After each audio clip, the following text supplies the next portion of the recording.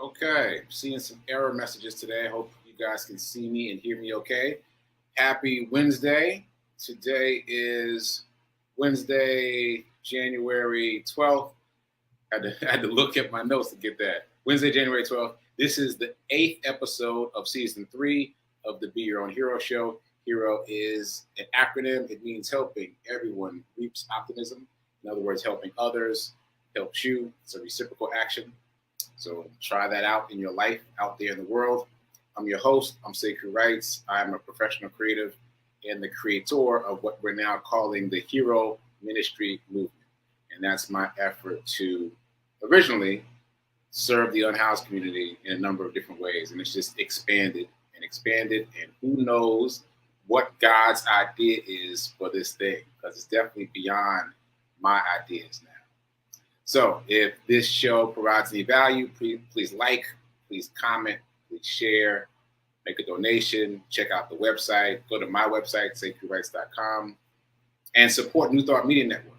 Shout out to New Thought Media Network and Reverend Robert for allowing me the space and the opportunity to be here and to talk about my journey of becoming my own hero. I greatly appreciate it.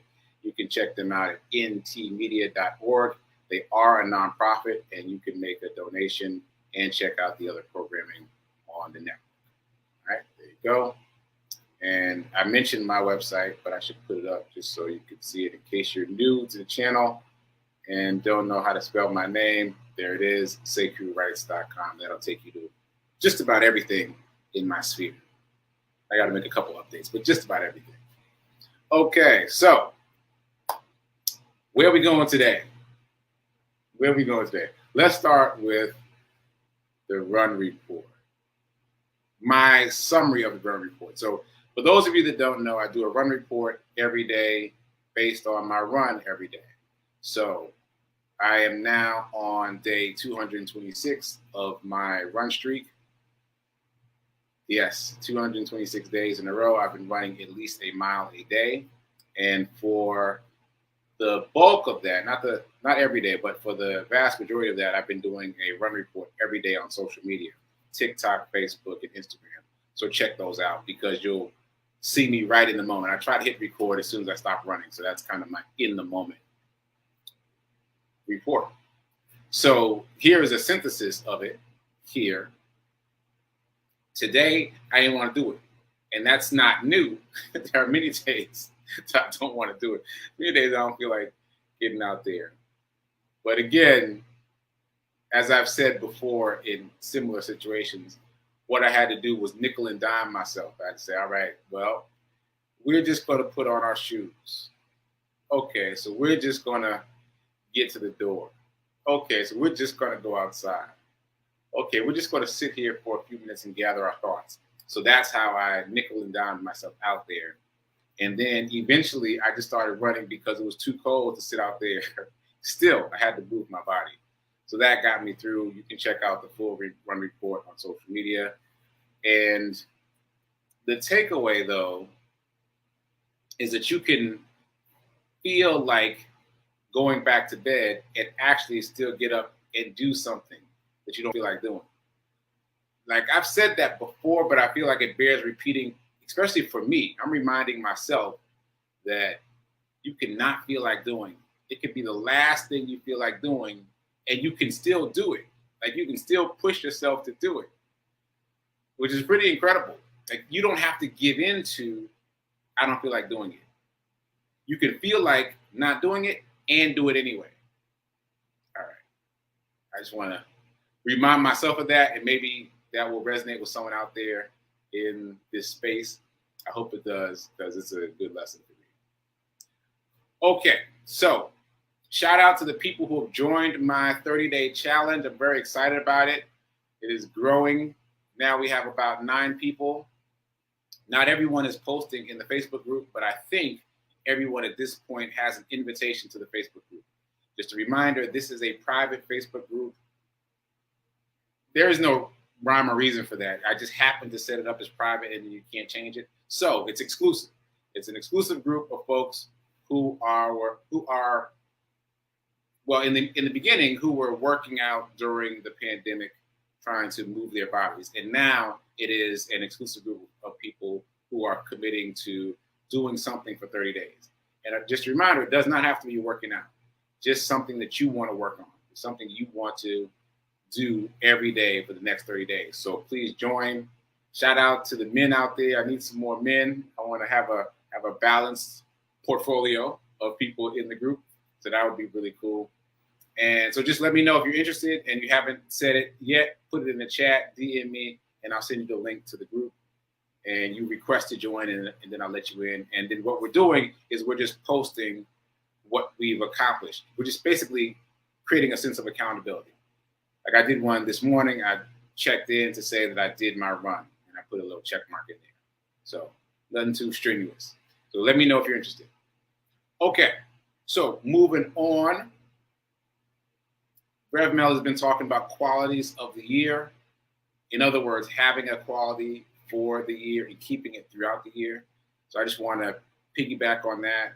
If you haven't done that yet, I think it's a great idea. I did it last year for the first time. My quality was abundance, and I kept that pretty much throughout the year, because what happens is you tell people and then other people remember, and then they remind you. So there'll be times when I forgot or I got off track, and then someone would say something to me about abundance, and I'd be like, right.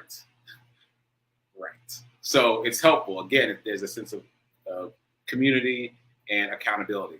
So I would encourage you, if you haven't done so already, to choose your quality that you want to embody for the year, as opposed to trying to figure out New Year's resolutions. Figure out a quality that you want to embody. Just make it bigger and more impactful for yourself. And also, if you haven't done it yet, figure out something that you did last year that you're proud of and write it down. I've started doing that maybe just during the pandemic, so just the past couple of years. But it is much more fulfilling to say, hey, I did that and I'm proud of it, than to think about what I want to do, what I want to change for the new year. Like, it's much more fulfilling, so try it. Okay, all that said, another piggyback for Rev Melissa. Her theme for this week is sheep. And if you've been watching her show, then you saw me throw this up on the screen. Which, I'm sorry, that just gives me the giggles every time. So anyway, I threw that up. In the process of looking for that image, I ran across this definition of sheep as it pertains to the finance industry. I paused because now I'm skipping around in terms of my layout, my outline, but it'll be fine.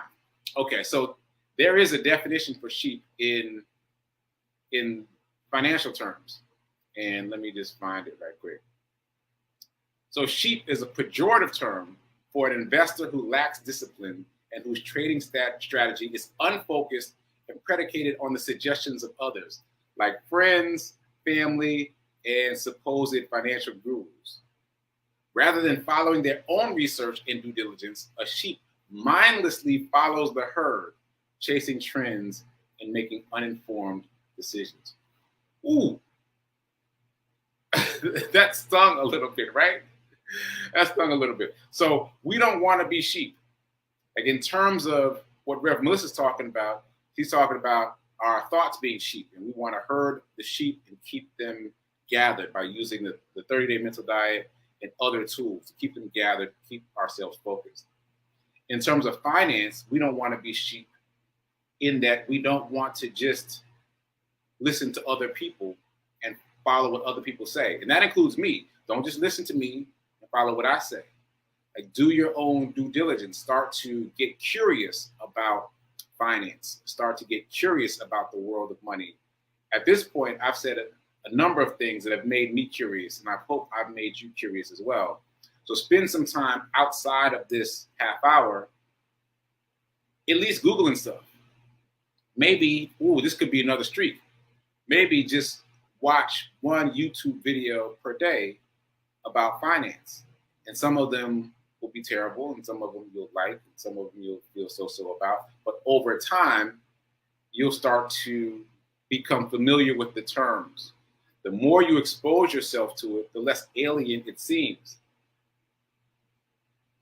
Yeah, so in the moment, I'm thinking about the fact that I was in my portfolio yesterday, and I learned a new term. I'll save that for later. But I recognized that a lot of the old terms that had been new to me before are now familiar to me. I was like, oh, I'm just zipping through this. But it's about exposing yourself again and again to a new concept, a new world. So I say all that to say, let's not be sheep. Let's not be sheep. Don't just listen to what I say. Don't just listen to what anybody says, but start to become curious enough to learn more about this world of investing so that you can make the best possible decisions for you. Okay? All right. So, anyway, let me check in with the heroes in the chat. Shout out to Gladys. Shout out to Tim with the water and the coffee. Double up. Double up. My new plan is to keep the water in here in Studio D so that when I come in here, I'll drink some water. So that seems to be working so far. Appreciate that. Shout out to Linda, Margareta. Lovejoy finished her walk. Yes, yes, she is in the 30-day challenge. Shout out to you, Lovejoy, for doing your walk. You did a walk recently in 10-degree weather, so shout out to you for that. Double shout out. Okay. And Margareta uses Money Monday. That's good. I might steal that, Margareta. I might steal that. Yeah, use Mondays to focus. Wait a minute. You use Mondays to focus on money. I was just thinking, today's not Monday. Today's Wednesday. But every Monday you focus on Monday. That's cool. Every Monday you focus on money. I do it on Tuesdays, but I might shift. I might shift to follow you. That's pretty cool. I like that theme, especially for this season of talking about finance and doing and being active. So speaking of which, let's get into it. Oh, I forgot to do the mornings in. Do I have time? Yeah, let me do the mornings in. So as I mentioned, I'm taking Rev Melissa's class, the 30-day mental diet. If you did not sign up by yesterday, it's a wrap for this class. You got to wait till she does it again. But we had a full house last night, really big group of people. So really impactful class and some really interesting things going on. Like, again, I've taken the class multiple times, but something that someone else said in last night's class gave me ideas for how I want to treat the rest of this class. So it's really a group experience. The other people in the class really helped shape it for me. So anyway, if you missed the class, at least get the book. 30-Day Mental Diet by Willis Kinnear. I can't recommend it enough. And I'm also reading the 7-Day Mental Diet, which is by a different author. And obviously it's much more truncated. Anyway, this morning I only read from the 30-Day Mental Diet instead of reading from both. But I want to share with you what I read this morning. This is something that I highlighted. I've highlighted this every time I've taken the class. It really, really sticks out to me. So here we go. So this is from the 30-Day Mental Diet. You must be creative in your life, or you will feel deeply frustrated. Like, I feel like I don't even have to say any more than that. That's just the first part of the first sentence. But that's the pull quote. You must be creative in your life, or you will feel deeply frustrated. Well, let me read the whole thing. You must be creative in your life, or you will feel deeply frustrated.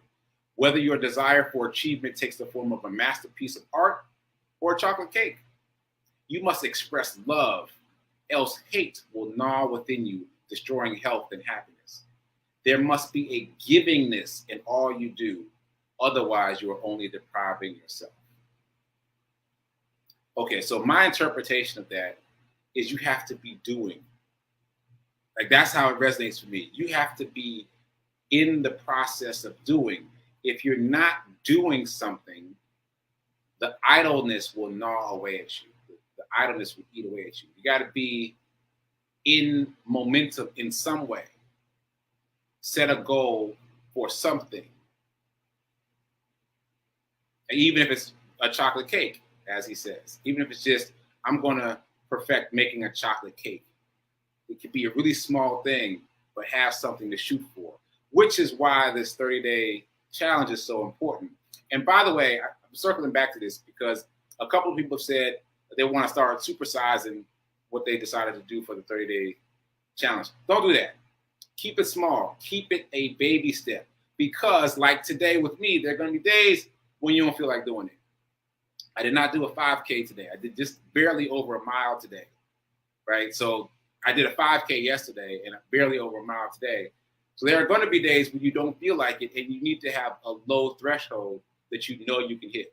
Like I know I can hit a mile, and it took me a while to get there, but I know I can hit a mile, no problem. So today I was like, all right, we're just going to do this mile. We're not going to get a 5K today, but we're going to hit this mile. And that milestone is so low now, that bar is so low in my mind, I'm like, all right, I can go ahead and do that. So keep your bar very low, because what you want is to hit it every day for 30 days. Focus on the 30, not what it is you're doing, but focus on the 30. Hitting that. All right, so that was a bit of a sidebar, but this caption from 30-Day Mental Diet just reminds me of the importance of having goals, no matter how small. Have something to shoot for, no matter what it is. If you're just existing without a goal, basically just existing. That's what this says to me. Okay. All right. All that said, let's get over to some finance stuff, some abundance stuff, some wealth stuff. Let's do our affirmation and drill that home. We're going to keep it all year and make it stick. So here we go. I am so happy and grateful to be a multimillionaire in every area of my life. I am so happy and grateful to be a multimillionaire in every area of my life. So financially and otherwise, multimillionaire. And a reminder that poor people spend, the middle class saves, but the wealthy invest. So if you want to be wealthy, you got to invest. It's not optional. It's not optional. I'm going to keep saying that because it deserves emphasis. If you're thinking about it and you haven't done it yet, remember, it's not optional. You have to invest just to maintain the value of your money. Whatever money you have to invest it to maintain the value of it. So there's that. All right, so we've been talking about the excuse of I don't have enough money to invest. And that's one that has resonated very strongly with me throughout the years. I've always thought, as I've said before, oh, I'll invest when. And I now recognize the error of my ways, that if you wait to invest when you have a lump sum, you will be an amateur with a lump sum of money. And that is not a good combination. You do not want to be an amateur investor with a lump sum of money. And I've referenced, sports players who all of a sudden have a lot of money and how many of them end up broke. That's because they know how to use money, how to effectively use it. And actually, I ran across this in a book recently. Yeah, it was about stock trading. It said that it's better to start trading stocks with a very small portfolio and you're worried about every dollar versus a lump sum. Oh, wait, there was an example. Yeah, so the people who came into trading stocks who had an inheritance, like millions of dollars from their family, and they brought that into the stock market, generally didn't do as well as the people who came in there with $50 or $100, because the people who came in there with $50 or $100 were very concerned about losing that money. But the people who came in with $1 million just had a different attitude. Fundamentally, they had a different attitude. So again, it's all about mindset. It's all about mindset. All right, that was a tangent, but I think it's helpful to think about the mindset. The mindset undergirds all of this. It doesn't matter what information you get if you don't shift your mindset about money. So I'm gonna use that to plug my podcast again, Get Rich 101. If you haven't listened to it yet, go listen to it. It's all about shifting mindset.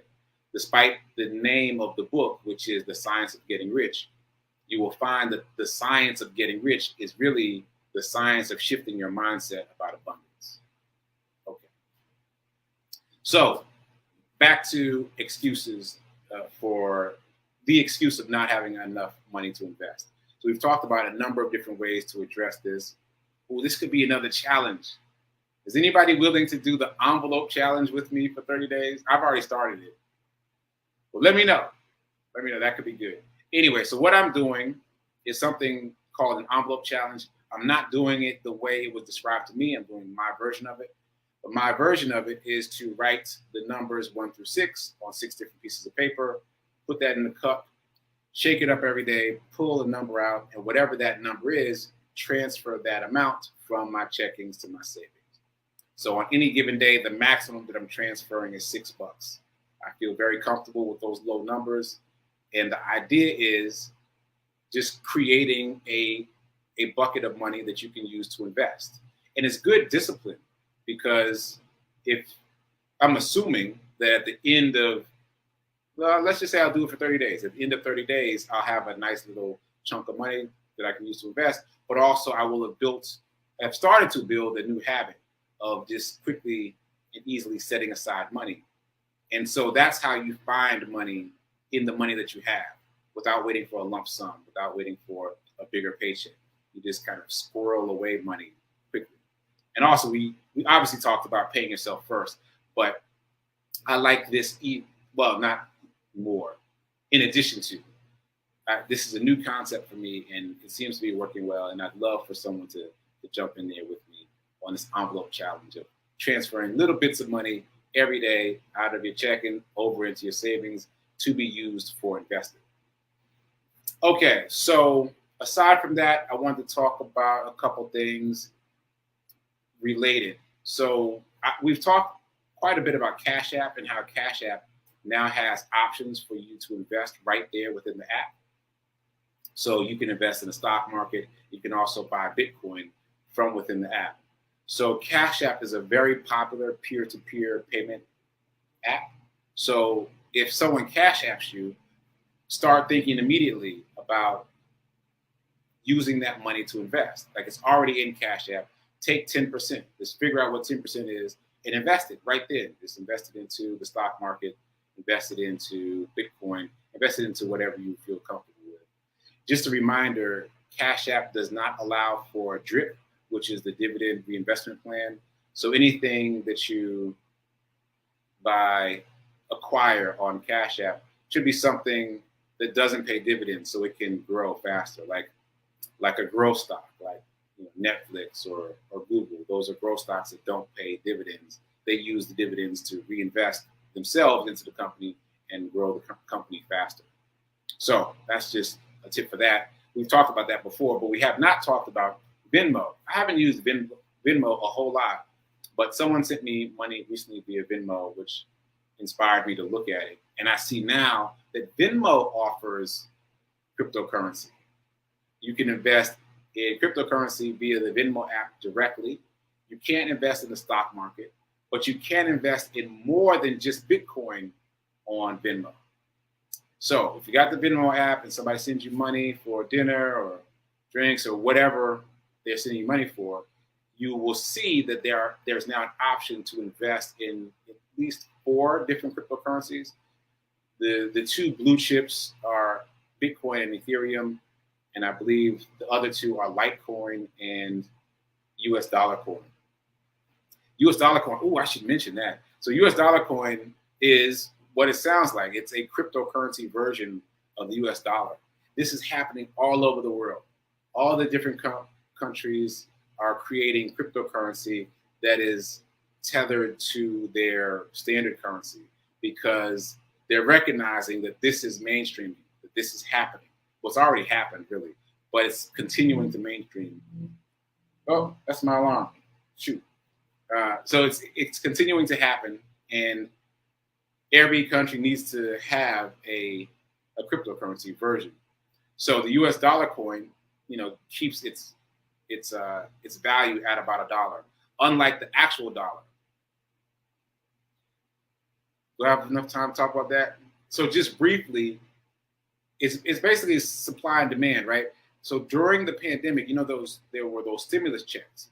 So how that was created is they minted more money. They printed more money. Well, so in terms of the law of scarcity, the more there is of something, the less scarce it is. So the value goes down. So basically, those stimulus checks were helpful to people, but they also devalued the dollar. So the value of the dollar was depreciated in addition to inflation. So anyway, that's a part of why the cryptocurrency wave has become so popular because generally cryptocurrency keeps its value. So I say all that to say, circling back, that you can buy US dollar coin via the Venmo app. You can buy US dollar coin, Litecoin, Ethereum, and Bitcoin right there within the app. And there's something else about that I want to say. Oh, you don't appear to be able to send it to someone. And I mentioned recently that on Cash App now, you can now send people stock and Bitcoin, which is amazing. So if you've got someone in your life and you want to gift them a stock, you want to help get them into the stock market, you can literally just send it to them. All they have to do is hit the accept button. And why wouldn't they? And then they're in the stock market. So the peer-to-peer apps like Venmo and Cash App are making it exceptionally easy to find the money to invest, circling all the way back to pushing past the excuse, I don't have enough to invest. So I know many people aren't on those apps, but if you are and someone sends you money, think automatically, I'm going to take a piece and invest right there within the app. And if you're not on those apps, be thinking about paying yourself first, no matter where the money comes from. Take 10% and stick it in a bucket, or do this envelope challenge with me where every day you take a tiny little bit of money and move it over into a bucket to be invested soon come. Okay. I think that's it. I think I'll stop there and check in with the folks in the chat, see where we are. Uh-oh, Tim's trying to get in. So the 30-day challenge is on I have a Facebook group for it, but I'll send you the link, Tim. You don't have to look for it. I'll DM it to you. And then you just click, there's a button to click, but you'll see it. So I'll send that to you. All right. Facts. I don't know what I said, Lovejoy, but I'm glad that it resonated. So I appreciate that. And yes, stocks, great gift to give kids, because just about all the kids you know are on these apps, Cash App especially, but Cash App and Venmo, that's just how the younger generation move money around. So it's great to gift them with stock so they can be in the stock game. And again, on Cash App, which is the one that allows you to send stock, I would suggest sending growth stocks as opposed to anything that pays dividends, because that opens up a different Pandora's box. So the acronym used to be FANG, FAANG, FANG, but Facebook changed their name from Facebook to Meta, so now it's MANG. Meta, Apple, Amazon, Netflix, Google. Those are the 5 biggest growth stocks. So great gifts to give any time of year. And we should all be in the practice of giving the gift of stock to each other and helping our portfolios grow. Okay, all that said, it's time for prayer time at 10:15. Then after that, it's time for Sit with Rev Melissa at 10:30. I'll be producing that show, and I might pop in to say a couple words. I think it's so funny that sometimes I get more laser focused in my little 2 seconds on her show than my half hour on my show. There's something about the condensing of time. Anyway, check it out and keep doing. Be a hero. Be your own hero. And remember that now is better than perfect. And I'll see you soon. Don't be a sheep. That's what I was trying to say earlier. Don't be a sheep. Later.